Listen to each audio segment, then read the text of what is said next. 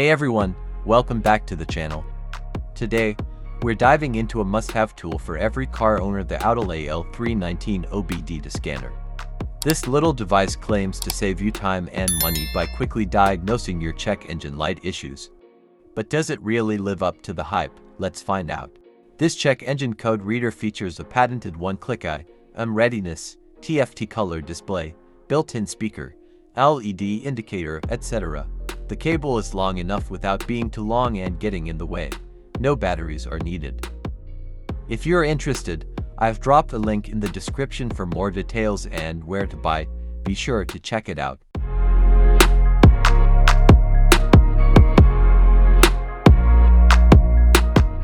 Step 1.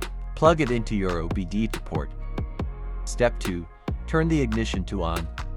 Step 3. Wait for the device to power up and scan your car's system.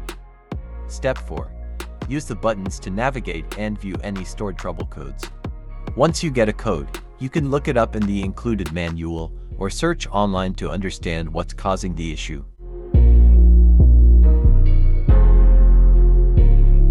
This AL319 car diagnostic tool supports reading DTCs, displaying live data, freeze frame, IM readiness, etc. to figure out the root cause of the check engine light cell, and turning it off to help you detect any potential problems and to avoid excessive costs for unnecessary repairs.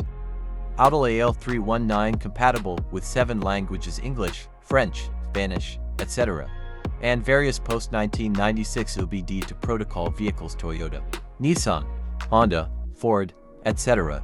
This OBD2 scanner provides accurate and fast diagnosis for worldwide car owners. 12 months warranty from the date of purchase and lifetime free update are offered by this Automobile OBD scan tool. Welcome to contact us via Q&A, email, or hotline, and our after-sales service team for technical support.